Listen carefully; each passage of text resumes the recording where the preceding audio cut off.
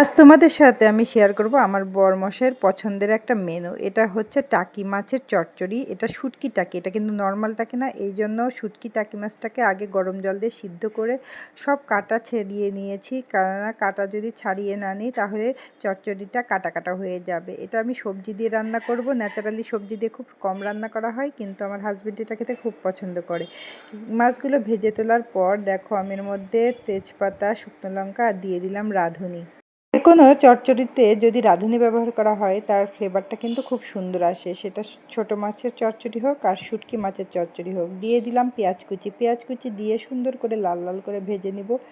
যেহেতু শুটকি মাছের চচ্চড়ি সেহেতু বুঝতে হবে এখানে সবই কিন্তু মশলাগুলো একটু বেশি করে দিতে হবে, তেলটাও বেশি দিতে হবে। এবার দেখো আমি দিয়ে দিব রসুন বাটা।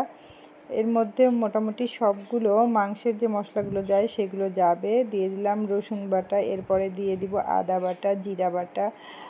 সব বাটা মশলা কিন্তু এখানে দিয়ে দিতে হবে, কেননা পরিমাণ মতো তুমি মশলাগুলো যদি না ব্যবহার করা হয় তাহলে শুটকি মাছ দিয়ে চচ্চড়ি রান্নাটা কিন্তু ভালো লাগবে না।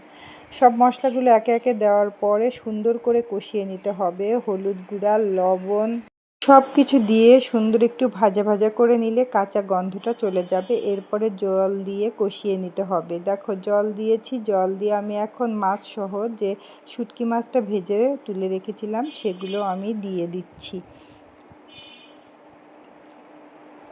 শুটকি মাছটাতে ঝালের পরিমাণটা একটু বেশি দেওয়া লাগবে, আর এটাতে কাঁচা লঙ্কাও ব্যবহার করা যায়। আমি কাঁচা লঙ্কা, শুকনো লঙ্কা দুটোই ব্যবহার করব। এরপরে দিয়ে দিলাম আলু, বেগুন এবং কাঁঠালের বিচি ঝুরি করে কাটা। কাঁঠালের বিচি দিয়ে কিন্তু এটা খুবই টেস্ট লাগে। সামান্য শোলা কচু ব্যবহার করেছি, কেননা শোলা কচুটা খুব ভালো ছিল। এই জন্য সব কিছু দিয়ে সুন্দর করে ভাজা ভাজা করে নিব মাছ সহ। দেখো সুন্দর করে ভাজা ভাজা করে নিচ্ছি। আর এদিকে দেখো কাঁঠালের বিচি ভাজা বসিয়ে দিয়েছি। তোমরা কাঁঠালের বীজ ভাজা কে কে কারা কারা খাও, এটা কিন্তু খুব টেস্ট লাগে কাঁঠালের বীজ ভাজাটা। এটাও আমার হাজবেন্ডের খুব ফেভারিট, আমাদের সবার খুবই ফেভারিট। কাঁঠালের সিজনে কাঁঠালের বীজ ভাজা হবে না, এটা তো হতেই পারে না। এদিকে দেখো আমি চচ্চড়িটাতে জল দিয়ে দিয়েছি সুন্দর করে। এটা এখন জলটা শুকিয়ে গেলেই নাড়াচাড়া করে নামিয়ে নিব। আর কিন্তু কিছুই করা লাগবে না, সবজিগুলো সিদ্ধ হয়ে যাবে।